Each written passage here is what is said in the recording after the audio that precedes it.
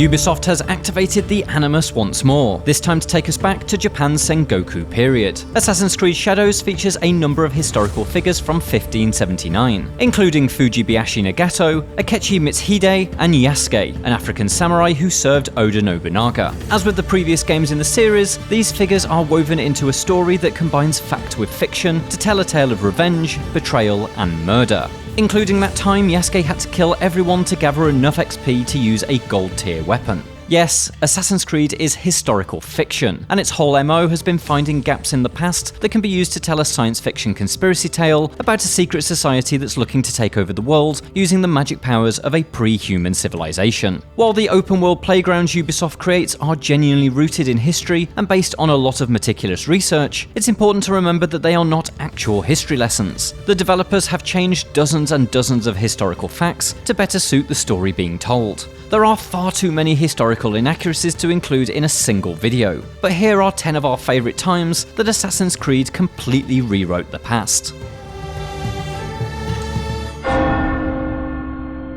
Let's get this one out of the way first. There is absolutely no historical evidence that the Order of Assassins was ever at war with the Knights Templar. The conflict between the Assassins and Templars is completely fictional, partly inspired by the also fictional conspiracy theories that emerged around the Knights Templar. The Assassins were founded in 1090 AD, and the Templars were established shortly after in 1118. Both orders operated for around 200 years, and by 1312 both had been disbanded. The idea that these groups have been backstabbing each other through the centuries is absolute nonsense. In fact, the only conflict both orders were involved with was the Crusades. And so there's only the first Assassin's Creed game that's even set in the right time period. While there is evidence that the Assassins and Templars may have brushed against each other during the Crusades, there is absolutely nothing to suggest that either group was ideologically opposed to each other. Kind of you to bring me the apple. Now give it here! Assassin's Creed 2 and its follow-up Brotherhood focuses on Ezio's conflict with the Borgia family. Cardinal Rodrigo Borgia is discovered to be the Grand Master of the Templar Order, which is pretty bad news for the Assassins, since Rodrigo, both in the game and in history, is elected as Pope, becoming Alexander VI. However, as we've already established, the Templars weren't around in the late 1400s, so naturally there was no Borgia plot to obtain the magical Apple of Eden and install a Pope who could control humanity with godlike powers. Sadly, that also means that Ezio's brawl with Pope Alexander VI under the Vatican is also pure fiction. It's over, Rodrigo. That much was, of course, pretty obvious. But perhaps less obvious is that Assassin's Creed's general depiction of the Borgias is pretty mixed as far as historical accuracy goes. While the family's legacy is steeped in enough sin for them to be easily positioned as villains, the Borgias were not the moustache-twirling Renaissance-era gangsters that Ubisoft paints them as. Rodrigo's son, Cesare, is reinvented as something of an incestuous psychopathic leader, despite there being no historical evidence of this, just rumour. In reality, he may not have been all that bad. Well, if you believe Machiavelli, that is. Tell me how it ended with Borgia. Did Rodrigo beg forgiveness? Make excuses? Promise power in return? Speaking of, in Assassin's Creed 2 and Brotherhood, famed political thinker Niccolo Machiavelli is depicted as Ezio's right-hand man. At one point he leads the Italian Assassins Bureau, and generally aids Ezio's crusade against the evil Borgias. The problem with all of this is that Machiavelli almost certainly wouldn't have been an assassin at all. His philosophies around strong authority simply don't gel with the Creed's fight against authority. Furthermore, Machiavelli's own actions and writings suggest that he did not find the Borgia family all that repulsive. He recognised Rodrigo Borgia as a conman, but one who was successful in all his deceptions. As for Rodrigo's son, Machiavelli actually served as a diplomat in Cesare's court, and considered him a model ruler. Simply put, Machiavelli's opinions and relationships with Assassin's Creed's Italian big bads don't line up with the real history. Oh, Ezio Auditore! I didn't expect to see you again. Just as famous as Assassin's Creed 2's Pope battle is its bromance between Ezio and Leonardo da Vinci.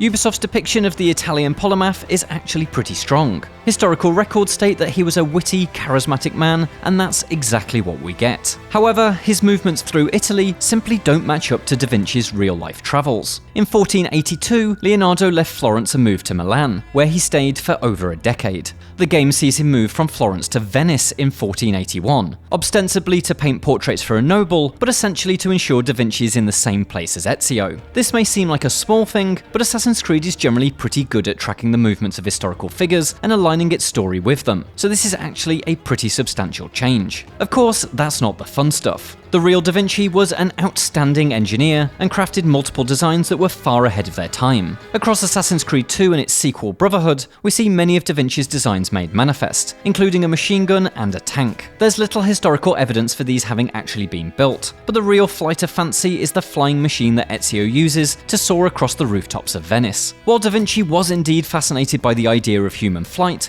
and the glider-like machine used in-game is very close to the designs he drew, there is no historical account that suggests any of Leonardo's machines ever took to the skies. The Sons of Liberty get to send a message to England, and you rob William Johnson of his financing. One of the most famous events of the American Revolution, the Boston Tea Party saw dozens of men, many dressed as Mohawks to disguise their identities, board 3 boats in Boston Harbor and dump boxes of tea into the water. While plenty of tea was destroyed, not a single person died. It was a non-violent protest against the recently implemented Tea Act. In Assassin's Creed 3, things go pretty differently. Protagonist Connor is the only person among the protesters to wear Native American clothing, and he slaughters at least 15 British guards while his allies prepare to dump the tea. 2 of the protesters also get involved in the killing as more guards turn up, resulting in casualties on both sides. Basically, it's a bloodbath that significantly rewrites the actual events. Peaceful protesters are turned into an aggressive mob, presumably because throwing boxes of tea isn't considered dramatic enough for a video game. Furthermore, during the mission setup, it revealed that the protest was masterminded by Samuel Adams, one of the founding fathers. In reality, historians have conflicting opinions on Adams' exact level of involvement in the protest itself. It's a good example of Ubisoft using inconclusive evidence to write its own version of history. How is this possible? We destroyed the tea. Talking of Connor and his crusade against the British, Assassin's Creed 3's whole approach to Connor's allegiances don't align with the history books. Connor is a Mohawk, and the Mohawk people were actually allied with the British, not the Patriots, during the Revolutionary War. They had enjoyed a good trade relationship with the British, and hoped that the Crown would protect their lands from American colonists. At the time of Assassin's Creed 3's launch, Connor's depiction was debated by a number of historians, who found the whole scenario incredibly unlikely. If Connor were to fight alongside the Patriots, he'd be considered something of a traitor among his own people. If we're done here, I'll take my leave and wait for our holy friend to deliver the goods. While Ubisoft's take on the American Revolution has plenty of inaccuracies, its issues pale in comparison to Assassin's Creed Unity's quite frankly bizarre take on the French Revolution. It reads almost like an anti-revolutionary manifesto. By pinning the blame on the Templars, it practically suggests that the French monarchy and aristocracy were victims of a conspiracy rather than the corrupt cause of the people's revolt. One of Unity's alt history sparks for the revolution is a Templar scheme to create a food crisis. Famine was a significant part of the French Revolution, but it was the result of multiple years of food shortages, caused by droughts, floods, and bad harvests. Natural causes that simply couldn't be manufactured by a group of Jacobin Templars skulking around Paris. Furthermore, Unity seems to suggest that the Reign of Terror, the historic name for all the street riots and head chopping, is the whole revolution, rather than just one part of it. In reality, the French Revolution unfolded over many years and was the result of multiple issues. In short, even the smartest Templars would be completely incapable of manufacturing it. Genius. Clearly a symbol. Symbol can inspire fear. The most well-known aspect of the French Revolution is the monarchy ducking their heads beneath the guillotine, and the execution of King Louis XVI is naturally a prominent part of Assassin's Creed Unity. The game depicts the vote on his punishment as being neck and neck, so to speak, with the ballot being swung by a single vote from a Templar conspiracist. Such a result suggests that killing the king was something of a controversial, divisive issue among the assembly. But this couldn't be further from the truth. The real result was 394 to 321 in favour of execution, an easy majority. Unity is remarkably soft on the French aristocracy, who were the target of widespread anger across the population. In reality, the king was accused of treason in part due to his attempt to flee France to Austria, from where he could plot a counter-revolution. This naturally made him look even worse than his already tanked reputation, but this is barely addressed in Unity. It's just one symptom of the game's overall neglect to explain the true causes of the revolution. Now, I will hunt you down. Among the wildest, most borderline offensive warpings of history committed by Assassin's Creed is its version of Jack the Ripper. In reality, he was one of London's most brutal serial killers, having murdered a number of prostitutes in the Whitechapel area in 1888. According to Assassin's Creed Syndicate though, he was a rogue assassin attempting to take over the London Brotherhood. As Syndicate's story goes, Jack trained under Jacob Frye, but over the years became disillusioned with the Brotherhood's creed. He eventually wrestled control of the organisation away from Jacob, turning it into a ruthless gang that dominated the criminal underworld in London's East End. In an attempt to stop his reign of terror, Jacob assigned a group of initiates disguised as prostitutes to kill Jack. They all failed, gruesomely murdered by Jack before they could complete their mission. Thankfully, Jacob's sister, Evie, was able to step in and kill him before he could do any further damage. This is all a pretty classic example of Assassin's Creed's you don't know the real story shtick. Much of the police work surrounding the real Jack the Ripper was inconclusive, and to this day, his identity and the true tally of his victims are unknown. The people love you, Caesar. You're a god.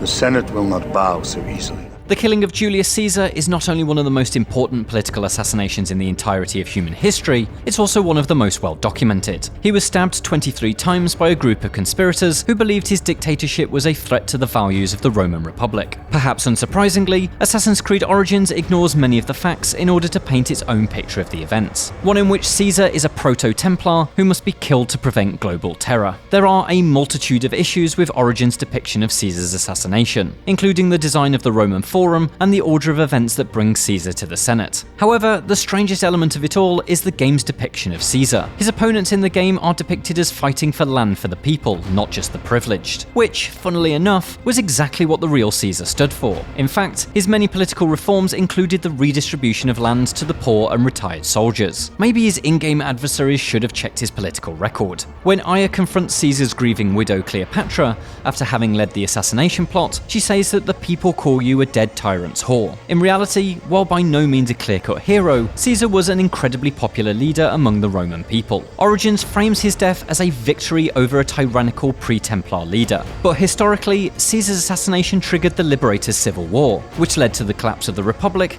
and the rise of the Roman Empire. It's not exactly the victory Origins would like you to believe it is, and, paradoxically, the assassination only creates a domino effect towards the exact kind of world the conspirators were aiming to avoid. Requiescat in pace, Caesar. The teams working on the Assassin's Creed games go to great lengths to create games that are packed with truly authentic historical elements. But as you can see, that authenticity is often far from accurate. And that's okay. After all, this is historical fiction, not historical documentary. It is just a video game after all. What are your favourite examples of Assassin's Creed bending the truth? Let us know in the comments. For more, check out why Assassin's Creed's writing peaked during the Xbox 360 and PS3 era, plus our ranking of the best games in the series. And for everything else, stick with IGN.